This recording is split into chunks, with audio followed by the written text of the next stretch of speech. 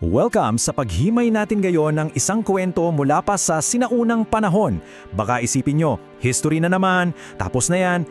Pero sandali lang, kasi yung pag-uusapan natin ngayon, grabe, sapol na sapol nito yung krisis natin sa leadership at yung kultura ng pagpapanggap na yon. Tara, himayin natin kung bakit ang mga hamon nila noon ay eksaktong-eksakto sa mga sitwasyong hinaharap natin araw-araw. Simulan natin sa isang napakahirap na sitwasyon. Ilalagay ko kayong mismo sa isang historical moment kung saan susubukin yung mismong limitasyon ng paninindigan nyo. Isipin nyo to, paano kung ang isang maliit na kasinungalingan, isang simpleng white lie o pagpapanggap ang tanging paraan para mabuhay ka? Gagawin mo ba? Sa mundong madalas tayong sinasabihang, uy, mag-compromise ka na lang para madali. Ang kwentong ito ay isang malakas na sampal ng katotohanan para sa ating lahat. Ngayon, tingnan nyo yung malaking difference nitong dalawang choices. Sa isang side, nandyan yung napakasakit na kapalit ng pagiging totoo. Sa kabila naman, nandyan yung nakakaakit at parang napakadaling landas ng harmless na compromise. Madalas iniisip natin na okay lang mag-give in ng konti, di ba? Practical lang. Pero tulad ng makikita natin, yung totoong karakter natin, hindi lang yan lumalabas sa mga malalaking sandali. Mas madalas, nabubunyag yan sa mga tahimik na desisyon, doon sa mga sitwasyong walang magagalit sa'yo kung pipiliin mo yung easy way out. Para maintindihan natin kung gaano kabigat yung postarito sa libro ng 2 Maccabees, kailangan nating balikan ang isa sa pinakamadilim at pinakamalupit na chapter sa history ng mga Hudyo, sa ilalim ni Haring Antiochus IV. Hindi lang to simpleng pananakop Isa tong sistematikong pagdurog sa mismong identity ng isang buong nasyon. Tingnan nyo kung paano sunod-sunod na dumami yung mga restrictions. Grabe yung takot at pressure na ibinagsak nila sa sinumang susubok na manatiling tapat. Pinilit ipasunod ang kultura ng mga Griego, ipinagbawal ang nakagawi ang pagsamba, at yung mga lumaban, matinding parusa, madalas kamatayan pa. Ganito nakakatakot yung mundong ginagalawan ng bida natin. At dito papasok si Eleazar, isa siyang nakakatanda at sobrang respetadong eskriba sa komunidad nila. Hindi siya yung tipong maingay na revolusyonaryo na nagpapapansin lang. Kilala siya sa buong buhay niyang puno ng wisdom at moral na katatagan. Hanggang sa binigyan siya ng mga otoridad ng isang nakakatakot na ultimatum.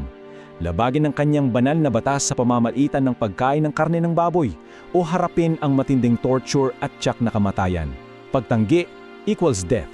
Pagsunod equals survival. Napakasimple ng pagpipili pero napakabigat, di ba? Nang parang wala ng pag-asa, lumapit yung mga kakilala ni Eleazar. Siyempre, ayaw nila siyang mamatay, kaya nag-offer sila ng isang palihim na escape plan. At dito pumapasok yung pinaka-crucial na part. Tignan nyo kung gaano ka-logical yung inialok nilang plano, step by step. Number 1, magdala siya ng sarili niyang karne na allowed ng batas nila. Number 2, kainin niya to sa publiko.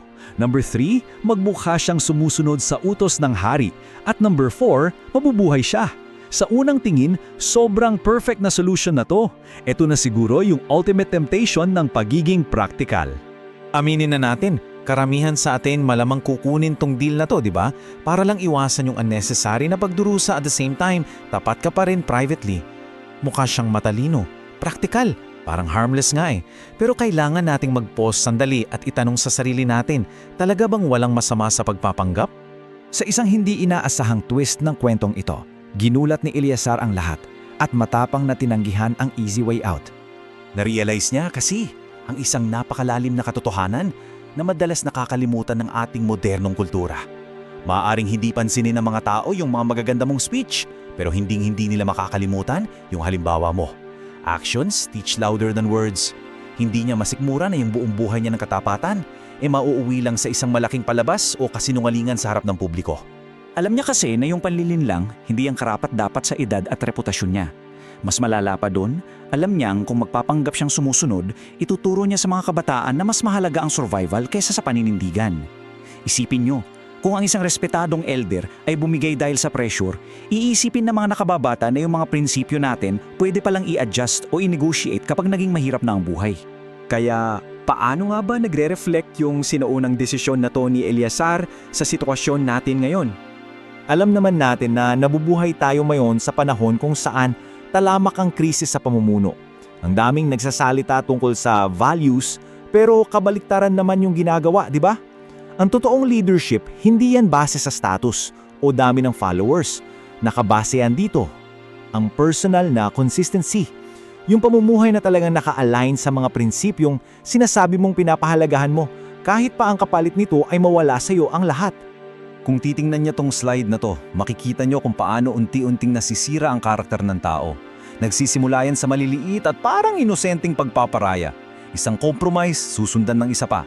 Hanggang sa yung paninindigan mo, mapapalitan na ng convenience. Yung katapangan mo, mapapalitan na ng comfort. At sa huli, nagiging negotiable na yung integridad mo. Darating sa point na baka hindi mo na makilala kung sino ka dati. Pero, teka, nagwo-work din naman ang integridad pabalik sa taas eh. Yung maliliit na acts of honesty, pinapalakas niyan yung kaluluwa natin. Yung tahimik na moral na katapangan, nakakabuo yan ng endurance na mas matibay pa sa anumang pananakot. Bibigyan kanya ng legacy na hindi kayang burahin ng sinuman. Ang mga taong may prinsipyo, tulad ni Eleazar, sila yung nagiging liwanag sa mga pinakamadilim na sitwasyon. Kasi ikaw at ako, araw-araw din tayong nahaharap sa mga ganitong temptations. Yung tukso na magkunwaring sumasangayon o magkunwaring may pakaalam sa mga classrooms natin, sa trabaho, sa magulong mundo ng politika o kahit sa loob mismo ng mga pamilya natin. Ang lakas ng pressure na magpanggap na may paninindigam tayo kahit ang totoo nakikibagay na lang tayo, di ba? At ito yung hindi natin dapat kalimutan. Palaging may nakikita. Naintindihan ni Eleazar na kahit yung mga tahimik nating pagkokompromise, nakaka-impluwensya yan sa maraming tao. Dahil pinagmamasdan ng mga bata ang mga magulang nila, nakakatingin ang komunidad sa mga leader nila at naoobserbahan natin ang isa't isa bilang magkakaibigan. Pinili niya yung tama dahil alam niyang deserve ng susunod na henerasyon ang isang maayos na halimbawang dapat sundan.